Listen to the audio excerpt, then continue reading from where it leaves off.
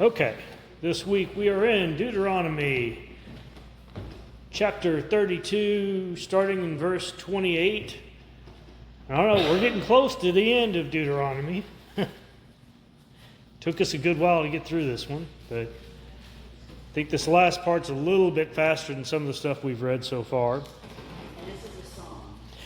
Yeah, this is a song. But why do we do it as a song? Because we remember them. Even if you don't like it, you still tend to remember songs from when you're a kid. So every now and then, you hear a tune in a TV show or something, you're like, wait a minute, what's that?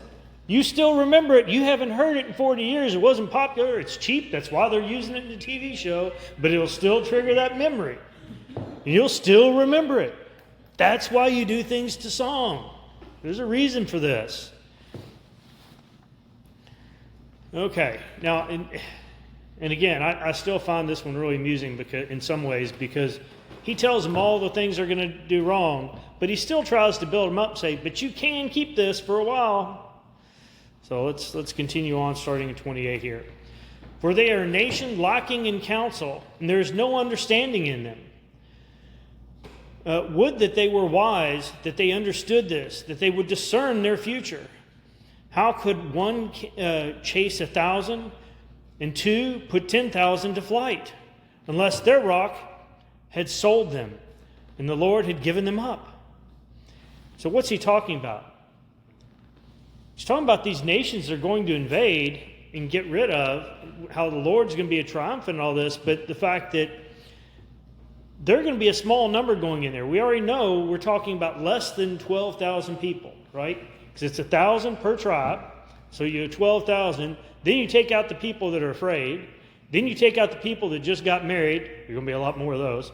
Then you take out the ones that just planted a vineyard. Well, you got 2.5 tribes that just planted vineyards probably over there on the other side of the Jordan. So you got a lot of people that aren't going out of that. I don't know what that dwindles down to, but the point is, how can this less than 12,000 people go in and push out entire nations? And he's answering that. They lack in counsel. There's no understanding in them. And that how could they do this? Unless their rock had sold them out. Well, their Lord, they don't have a real God. Their rock being the Lord. So they don't have somebody that's strong. The Israelites do. So the Israelites, as he starts here in the next one, indeed, their rock is not like our rock. Even our enemies themselves judge this. For their vine is from the vine of Sodom, and their fields of Gomorrah. Their grapes are grapes of poison, their clusters bitter. Their wine is the venom of serpents and the deadly poison of cobras. Basically saying, look, all their false gods, this isn't going to help them. You can go yell to them all they want, but they're not going to do anything. You don't have a solid rock, or they don't have a solid rock like you do in Yahweh. And that's what he's trying to get across, is that how can this happen? How can one of you run out this many, run out thousands? Well, it's easy. You're not doing it. God is. That's the whole point. It's not you, okay? It's God. That's who you have to have faith in. That's who you have to expect to trust you. It's not what you can do. It's what God can do for you if you let Him. Is it not laid up in store with me, sealed up in my treasuries?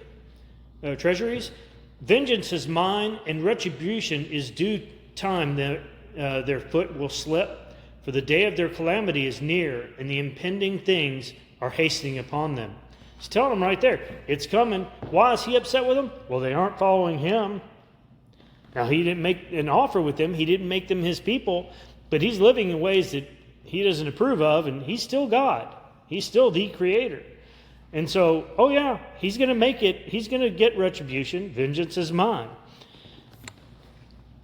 For the Lord will vindicate his people and will have compassion on his servants when he sees their strength is gone and there's nothing remaining, bond or free. So he switches gears here. Did y'all catch that?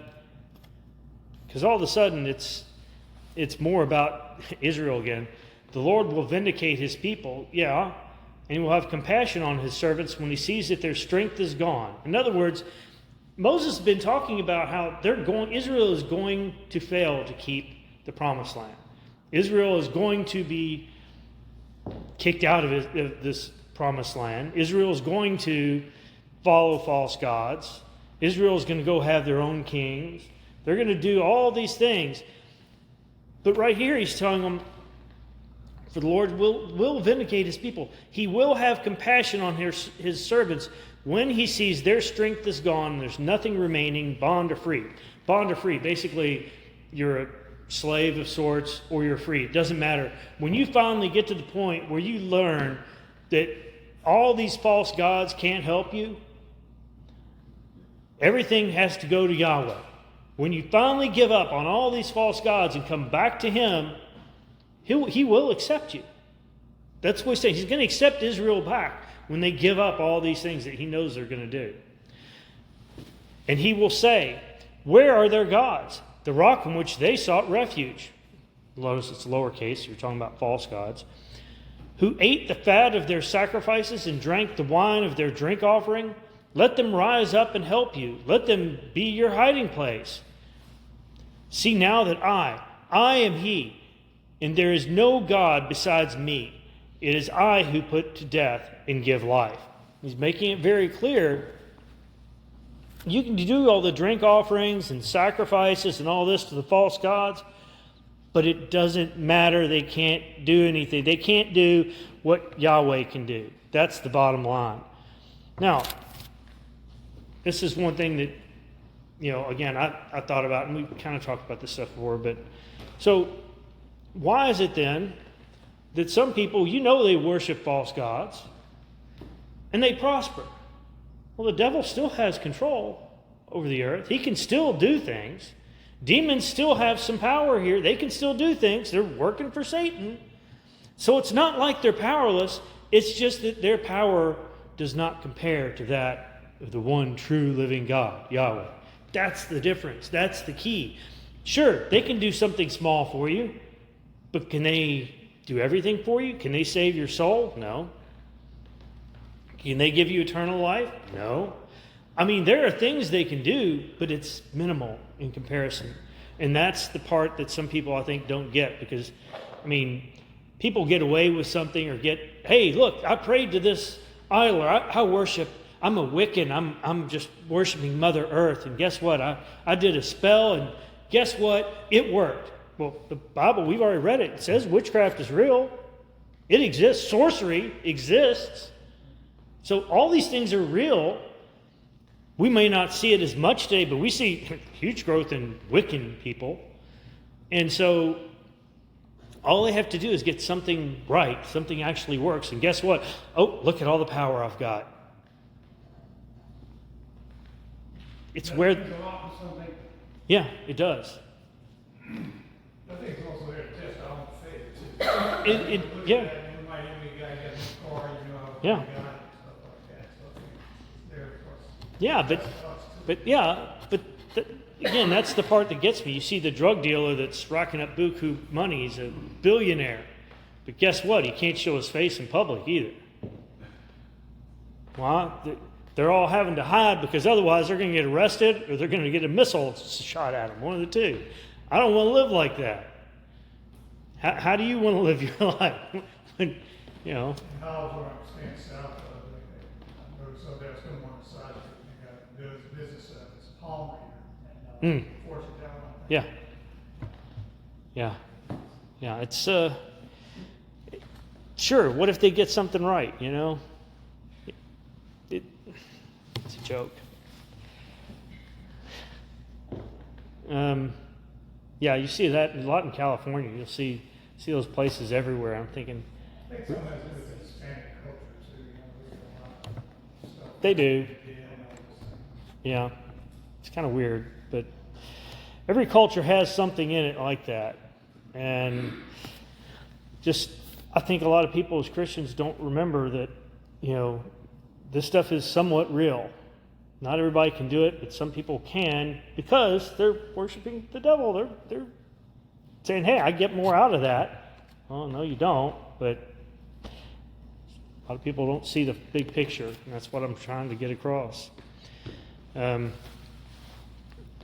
continue on. I have wounded, and it is I who heal, and there is no one who can deliver from my hand. Indeed, I lift up my hand to heaven and say, as I live forever, if I sharpen my flashing sword and my hand takes hold on justice, I will render vengeance on my adversaries, and I will repay those who hate me. I will make my arrows drunk with blood, and my sword will devour flesh with the blood of the slain and the captives. For the from the long-haired leaders of the enemy, rejoice, O nations, with his people, for he will avenge the blood of his servants, and will render vengeance on his adversaries, and will atone for his land and his people. Now, again, things that people don't really pay attention to. Well, for he will avenge the blood of his servants. That means that once you become a Christian, you're not immune to problems. Some of you go into battle, and today it's just surviving and living in this world. Doesn't mean you can't get hurt. It doesn't mean bad things won't happen. He's talking about avenging the blood. Well, blood was spilt, somebody probably died. The reality is, if you're his people, if you're part of Christ's people, then he's going to take care of that in the long term. First off, if you're his, he can kill you, but you're in heaven. We all kind of get in this habit of saying, it's a good day, I'm above ground. Some days I wonder, is it a good day if you're above ground? I mean, see people in pain, and sometimes just living constant pain. Sometimes you have to wonder, is that better? Is that worse?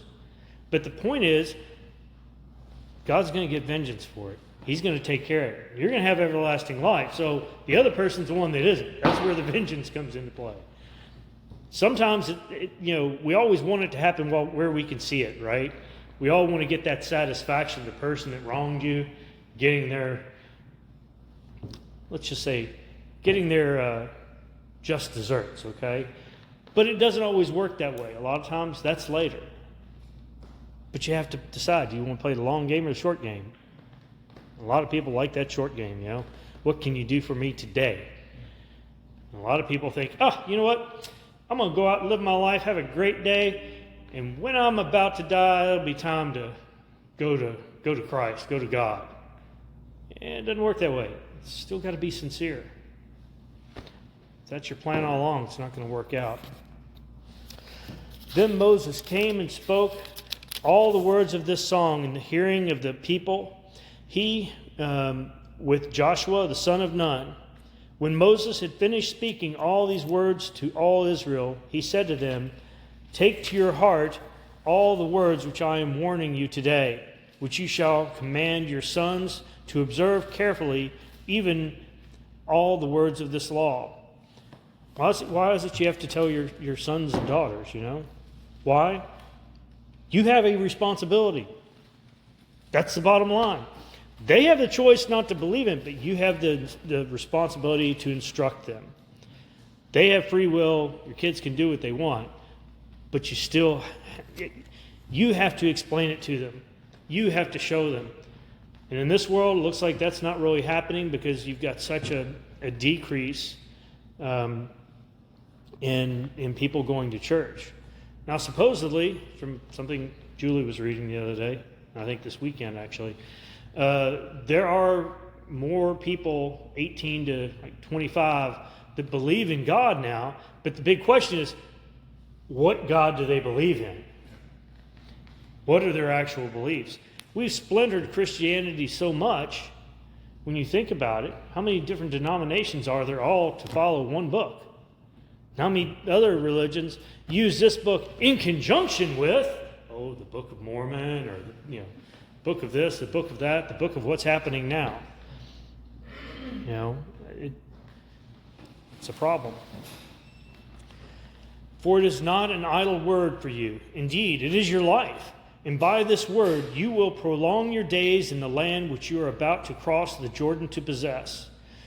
The Lord God spoke to Moses that very same day, saying, Go up to this mountain of the Abarim, Mount Nebo, which is in the land of Moab, opposite Jericho, and look at the land of Canaan, which I am giving to the sons of Israel for a possession.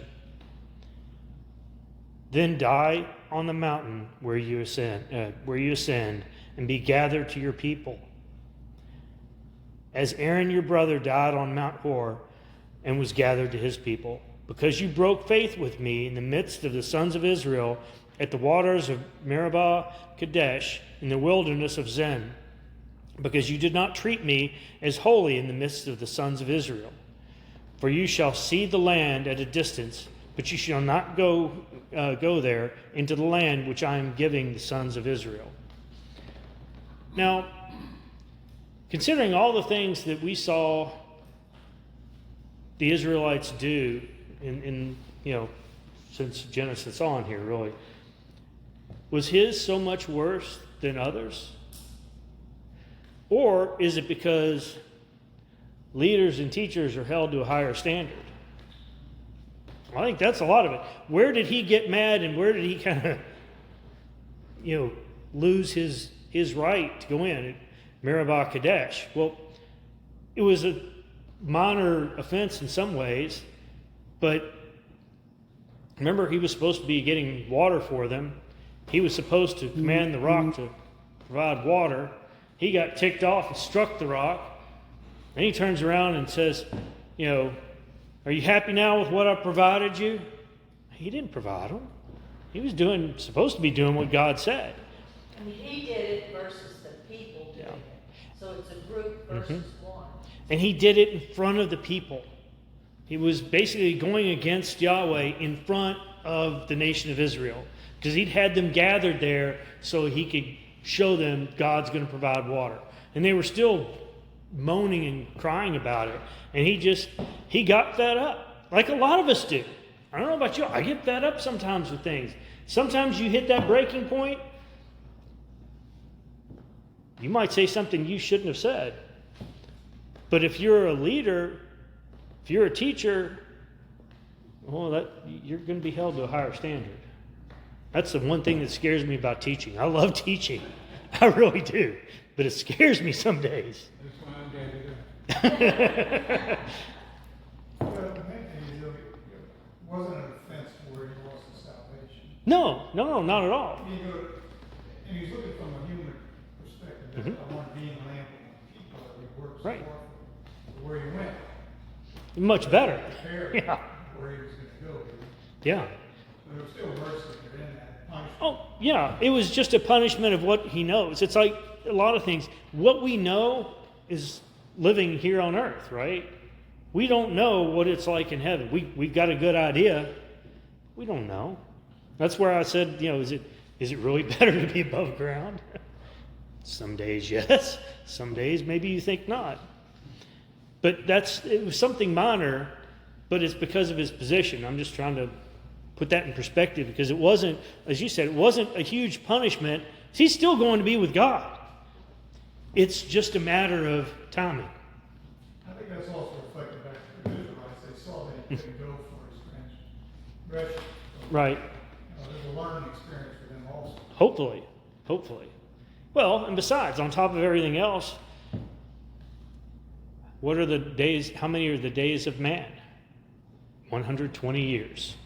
How old is he? 120. he's reached the end either way. That's basically what it comes down to. Okay. But wouldn't that be weird, though, to be told, have God talking to you and say, okay, so you're going to climb up this mountain, you're going to die. Oh, okay. Well, how many days do I have before I need to climb this mountain? I don't know. It's just weird thought to me. Okay. Now, this is the blessing with which Moses, the man of God, blessed the sons of Israel before his death. He said, "The Lord came from Sinai and dawned on them from Seir. He shone forth from Mount Paran, and he came from the midst of 10,000 holy ones. At his right hand there were flashing lights for them. Indeed, he loves the people. All your holy ones are in your hand, and they follow in your steps. Everyone receives of your words. Moses charged us with a law, possession for the assembly of Jacob, and he was king in Jeshurun when the heads of the people were gathered, the tribes of Israel together. May Reuben live and not die, nor his men be few. And now regarding Judah, so he said, Hear, O Lord, the voice of Judah, and bring him to his people with the hands he contended for them, and may you be a help against his adversaries. Of Levi, he said, Let your Thummim and your Urim belong to your godly man, whom you proved at Massah, with whom you contended at the waters of Meribah, who said of his father and his mother, I do not consider them. And he did not acknowledge his brothers, nor did he regard his own sons, for they observed your word and kept your covenant. They shall teach your ordinances to Jacob, and your law to Israel. They shall put incense before you, and whole burnt offerings on your altar. O Lord, bless his substance and accept the work of his hands. Just as a reminder, Thummim and Urim, those are the breastplate and forehead thing and all that stuff that they have to put on. And that's why he's telling them, belong to your godly man. So in other words, basically, that's your priest. That's who you're looking for. That's where, let them remain there. Shatter the loins of those who rise up against him, and those who hate him, so that they will not rise again. And loins typically considered, ends up being your offspring come from your loins. So the idea being, shatter anybody that rises up against them, get rid of them. And that's where the Old Testament is very much in. You go up against Yahweh, get rid of them. And that included people inside Israel, right? Get rid of them. How many did the Lord, engulf or have bitten by snakes to die and all these things? Why? Because he wanted all that away from them.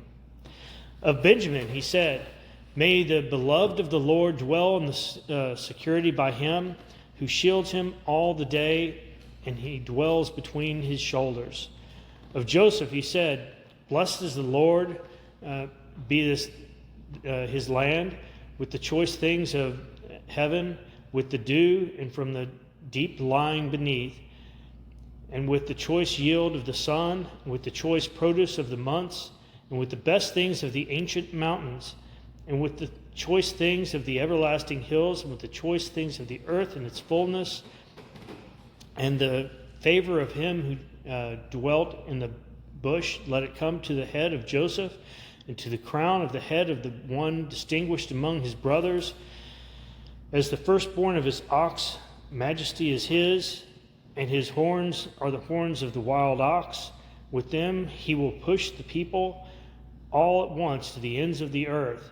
And those are the 10,000s of Ephraim, and those are the thousands of Manasseh. Now, on that, keep in mind that he's telling them what he's providing and how this tribe is going to benefit, and probably gives them a direction of what they're going to do. Because he starts with the dew. Well, you need the dew in the morning. You don't always have the rain, but because of the temperature changes, you get dew, and that waters both the grass, it waters your crops. So he's going to benefit from that. From the deep lying beneath, great. They're going to be able to fish and get out plenty of yield. Choice yield of the sun, so it's going to be sunny when they need it. Choice produce of the months, in other words, a crop in every season. The best things of the ancient mountains. Where do you get a lot of things? You mine. You mine things, metals out of mountains. He's giving them a clue of all the things that he's going to provide for them So I'm just trying to make sure we're not just kind of reading through it quickly, but paying attention to some of the things he's saying, that all of this is going to be there. So he's going to take care of them in these ways. They're going to be good farmers in this area. Of Zebulun he said, "Rejoice, Zebulun, in your going forth, and Issachar in your tents. They will call peoples to the mountain. They will offer religious sacrifices, and they will draw out the abundance of the seas and the hidden treasures of the sand." Of Gad he said, "Blessed is the one who enlarges Gad. He lies down as a lion and tears the arm, also the crown of the head." And then he provided the first part for himself, for there the ruler's portion was reserved. And he came with the leaders of the people. He executed the justice of the Lord and his ordinances with Israel. Of Dan he said, "Dan is a lion's whelp that leaps forth from Bashan." Of Naphtali he said, "O Naphtali, satisfied with favor and full of the blessing of the Lord, take possession of the sea and the south." Of Asher he said, "More blessed than sons of Asher, may he be favored by his brothers, and may he dip his foot in oil." Now, I'll continue here in a second, but just notice how some of these have really long, "Hey, here's kind of a blessing to you," and other tribes are like, "Yeah, okay, you'll do well," and they move on. I don't know if that's because of Moses' knowledge of what's going to happen in the future, and I think that's a large part of this, because I think God told him a lot of what's going to happen. I mean, obviously he did in the Song of Moses. So Moses is sitting there knowing what's going to happen. Go, okay, well, I can give these blessings because I already know what's going to happen. I already know what's coming true. And I just kind of want to put that in perspective, because I really do think that it's not foreshadowing, it's fact. This is coming. Your locks will be iron and bronze, and according to your days, so will your leisurely walk be. That can be good or bad, right? According to your days. So if you're good during the day, hey, you'll be fine. But if you're against Yahweh during your life, during your days, then you won't have such a leisurely time later. At least that's what it sounds like. Yeah, I've always been puzzled or marveled at, these are Joseph's sons, Ephraim and Manasseh. Hmm? And Joseph was so close to God, probably better than most in the Bible. But is this the same Manasseh that was the worst king of Israel? I think so. I thought so. And Ephraim sometimes is a simile or an analogy to Israel and not Judah. Yeah. Ephraim Yeah. Sometimes. Israel, the northern. And they turned out to be duds, if that's true. Yeah. But he goes through all these great things that are going to happen if they didn't follow through. Is that right? But like I just said, though, it comes down to, and according to your days, so will your leisurely walk be. So you're going to have great things if you're following the Lord. But if you're not following the Lord, you're not going to have this leisure time.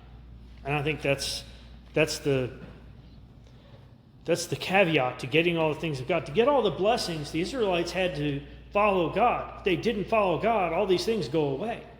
It's like the promised land goes away if they don't follow God. And we know they don't. Unfortunate. That's the way they did it. There's none like the God of Jeshurun, who rides the heavens to your help. And although the skies in his and through the skies in his majesty, the eternal God is a dwelling place, and underneath all the everlasting arms, and he drove out the enemy from before you and said, "Destroy." So Israel dwells in security, the fountain of Jacob secluded in the land of grain and new wine. His heavens also drop down dew. Blessed are you, O Israel, who is like you, a people saved by the Lord, who is the shield of your help and the sword of your majesty. So your enemies will cringe before you, and you will tread upon their high places. Yeah, as he said, he's giving them all of this. So Israel dwells in security. Why? Because he's giving them secured land. Think about it. A lot of it's secured by the sea, and a huge navy wasn't really a big thing yet. And so a lot of it's secured by that. Others secured by Jordan. You have to cross the Jordan. Other things are that they've got fortified cities that they're just taking over. They didn't have to build them. They didn't have to strengthen themselves. They just took over and walked in. And they had security as long as they would follow Yahweh. And that's always the key, because the next generation seems to forget, which is why we go back to the whole thing of you have to teach your children. If your children aren't going to follow, how are they going to end up? Well, probably not very well. You've got to teach. That's what's important here. Yeah, he says over in Joshua, the whole generation grew up and didn't know the Lord. Mm-hmm. Exactly. Because people quit talking about it. They quit educating themselves. A small portion did, but not enough. Not enough to keep the land. Okay.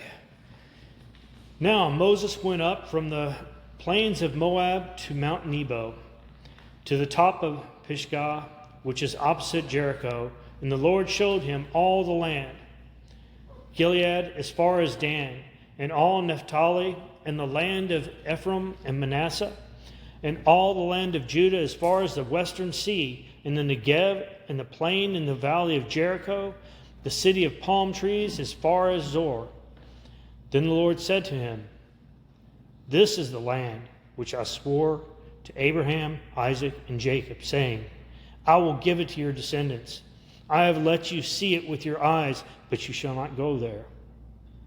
So Moses, the servant of the Lord, died there in the land of Moab, according to the word of the Lord. And he buried him in the valley in the land of Moab, opposite Beth Peor. But no man knows the burial place to this day. But notice in that, and he buried him. He is capitalized. The Lord buried him. No one else. The Lord did. I mean, how many people get to be buried by God himself? It's the only one I can think of. There are others that are taken up into heaven that don't have a burial place. Well, that's one way you could say no man knows where he was buried. Yeah. But that's just really cool to me. Hey. Although Moses was 120 years old when he died, his eye was not dim, nor his vigor abated. All I can say is, how many of us can already say that right now? Okay, one. We have one young person in here. But my point is, most of us are having problems well before 120 years old. But he's still going and fine at 120. But God knew what he needed to be able to do, and he didn't need to be an old man being carried around. He needed to be an old man that had energy, was able to lead. To me, this is an example. When we elect a president in this country, do you need an old man that has dementia and can't see well? Or do you need somebody that's up and going all the time? What, we elected one 2 years younger? I was just thinking about that. Yeah. I'm just trying to put it in perspective of energy, Because, again, it wasn't about the age. As people like to say, age is just a number. It's how's your health? Your body's still working? Still functioning? That's what's really important. That's how he took care of Moses. God knew Moses needed to have this energy to keep going. And apparently he did. Come on, what's the last thing he did at 120 years old? He climbed a mountain.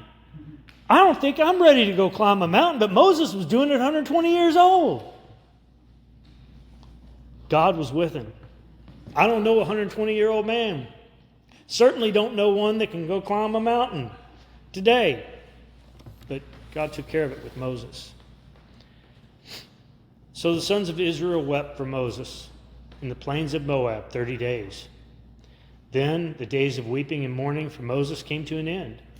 Now Joshua, the son of Nun, was filled with the spirit of wisdom, for Moses had laid his hands on him, and the sons of Israel listened to him and did as the Lord had commanded Moses.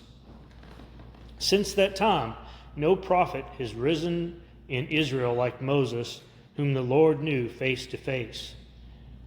For all the signs and wonders which the Lord sent him to perform in the land of Egypt against Pharaoh, all his servants and all his land, and all the mighty power, and for all the great terror which Moses performed in the sight of Israel. Seems pretty accurate to me. But you can just think about it. That's a huge responsibility for others to take, for Joshua to take on. I mean, you had Moses leading everything, and Joshua's there for it all, but he's not. He's the sidekick, if you will. And all of a sudden, okay, now it's your time to step up. What a job, huh? All right. Now, book of Joshua. Gee, let you take a wild guess about what this is going to be about. Now that you know, they say that all of the first 5 books of the Bible, everything we've read through so far, all that is written by Moses.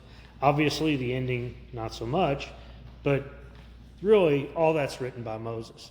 Now you're starting to get into the first change, and I think you'll probably notice some of the writing style changes a little bit too. But that's, again, it's from someone else.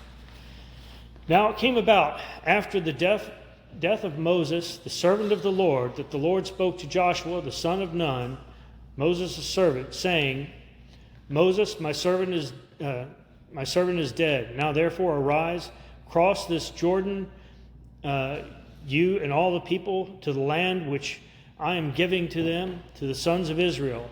Every place on which the sole of your foot treads, I have given to you, just as I spoke to Moses.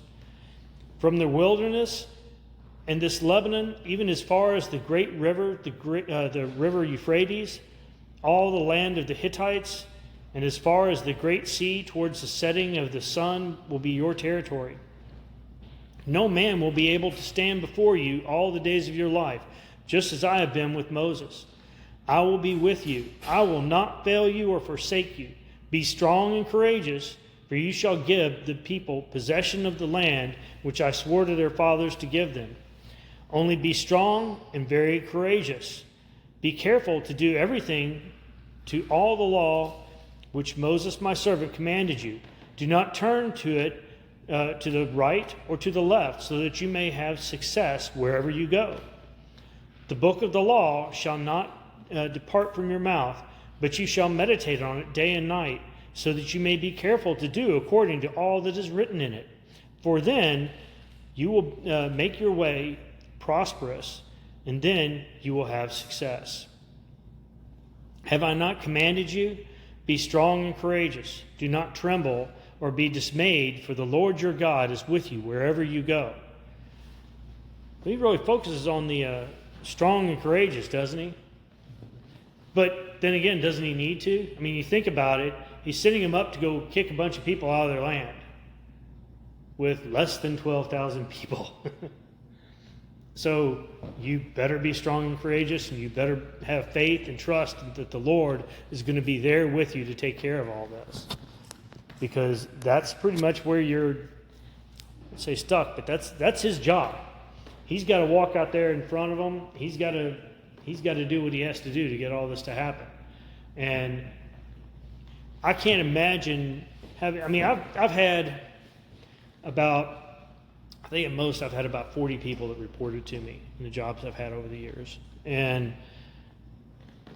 even that was a heck of a challenge to get people to focus and do what they're supposed to do.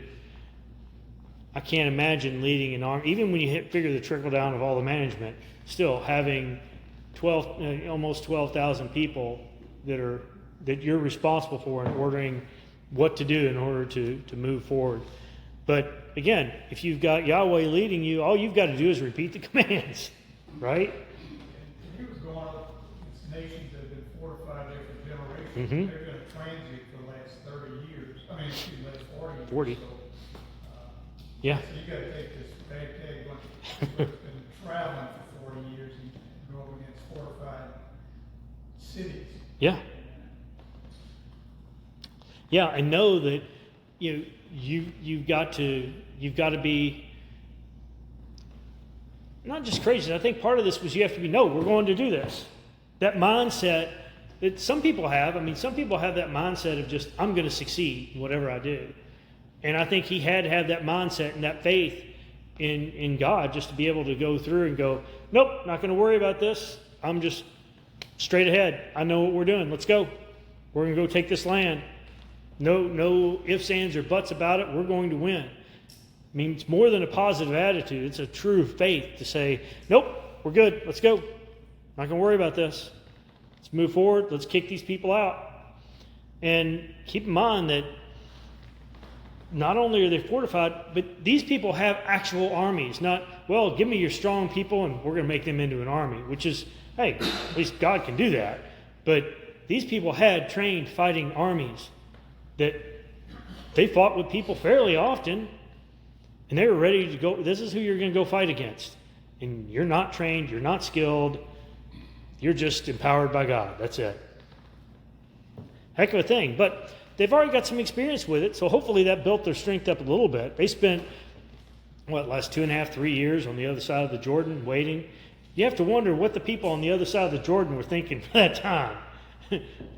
Are they coming? Because they had to be watching them and wondering what was coming. Because they, if nothing else, you just look at the size of the nation of Israel. Just that many people has to frighten most countries, just to think you're going to be invaded. They've never lifted a sword in battle in generations. So Mm-hmm. this is, I mean, everybody was trudging and practicing. Well, they did some. Because they cleared out where the 2.5 tribes are staying. They fought them, and that's when they came back and they were surprised to report that no one was lost out of all the people that went in, which again was somewhere short of 12,000 for that too. Wasn't a problem. So they know they could do it. They didn't lose a man. You kick people out, kick nations out with 12,000 people. Mind you, nations are smaller, and it's one of the things that just made the U.S. such a kind of feared country, because you look at the numbers, and you look at England and Germany and Japan and compare them to the U.S. It's like, yeah, no, just sheer number, you're going to win in theory, but there's always the little guy that stands up. Ask Goliath about it. You get the point across. All right. Well, we are going to stop here because I think it's a reasonable area to stop. I think it might be a few minutes early, but I think this, as I said, is a good spot. So let's go ahead and close in prayer. Brother Floyd, would you mind, sir? Heavenly Father, thank you for this class. Thank you for the opportunity to learn. Thank you for the teacher who's put his heart and soul into it. May we have our open minds to our heart. In Jesus' name I pray. Amen. Amen.